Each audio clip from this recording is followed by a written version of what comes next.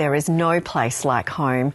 But with Christmas approaching, new figures suggest more Australians than ever don't have a roof over their heads.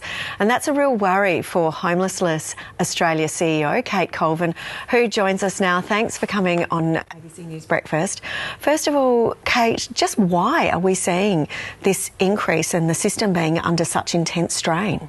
Look, the rental crisis is really the main reason. So we've just had rents rising over many years, and we just don't have the sort of social housing that we need in the community. So when people go looking for a rental that's affordable, they can't find something, you know, if they're on a low and sometimes even sort of middle income. So we see more people just struggling in that rental market coming to homeless services. What does homelessness in Australia look like in 2025? I think a lot of Australians might have a very kind of old-fashioned picture of homelessness being on the street. Of course, there are still Australians who sleep rough on the streets, but it must be quite spread across staying with friends in the car. What does it look like? Look, 3 in 4 of everyone who comes to a homelessness service is a woman and a child. So really what we're talking about is a lot of this is family homelessness. It's people squeezed out of the rental market. And like you say, people in the first instance, when they lose their home, will often go and stay with friends and family.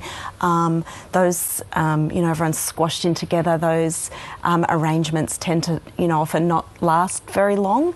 And then car is the next option if someone has a car. So we do see a lot of families sleeping in cars. People will come to homeless services trying to get accommodation, but 1 in 3 people who come to a homelessness service seeking short-term accommodation isn't able to be provided with that kind of accommodation. And what we're seeing is that is increasing the number of people who are sleeping rough because people just can't get the safe accommodation that they need. They're just left with nowhere to go. One of the really concerning things that jumped out at me is that children now make up more than a quarter, or 7% of clients. And particularly as we're going into Christmas, just how much does family violence play a role in all of this? So 40% of everyone who comes to a homelessness service has experienced family violence, and that's really what you're seeing with a lot of those children. So we see children coming with their mum usually to homelessness services. Often a woman will have sort of bundled her kids into the car and grabbed what she can in a situation where violence has really escalated, and then turns to a homelessness service to try and get that accommodation and housing. But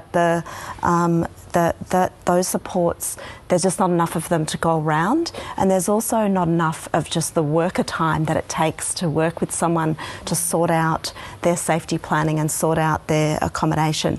There's not enough of those to go around. So that's what we're seeing, 353 times a day across the country, people coming and asking for help that can't be provided. That is incredible. It must be so stressful for people on the front line and people experiencing it as well. What sort of policy change needs to happen, Kate? Because we've heard about supply, but I imagine there are people watching who say, I'm on real estate apps and websites having a look that there's plenty of rentals, I just can't afford them. Do we need a braver conversation about housing policy overhaul?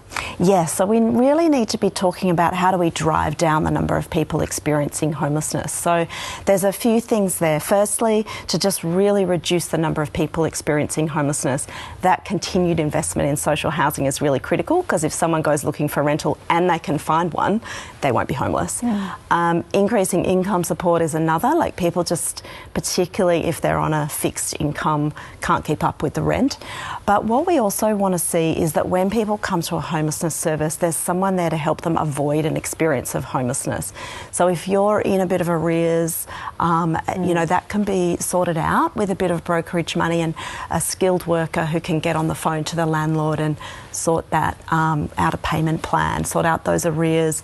Often we have a lot of children who come to homelessness services. So about 1 in 8 of the people who come to homeless services are children who come unaccompanied by a parent or guardian because they're fleeing violence or abuse in the home.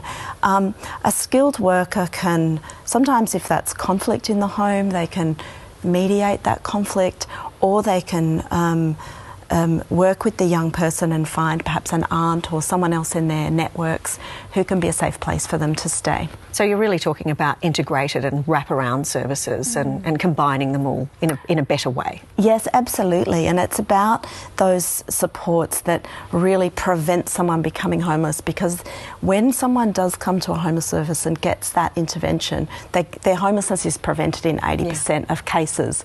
But if someone comes to a homelessness service having already lost their home, when we don't have the social housing to put people, the problem is that then they get sort of stuck in homelessness. Kate Colvin, it's a very big conversation, and particularly as we head towards Christmas, we don't want to see people being without a place to stay. So we really appreciate your time. Thank you. Thanks a lot, Kate. Time now for a quick check of this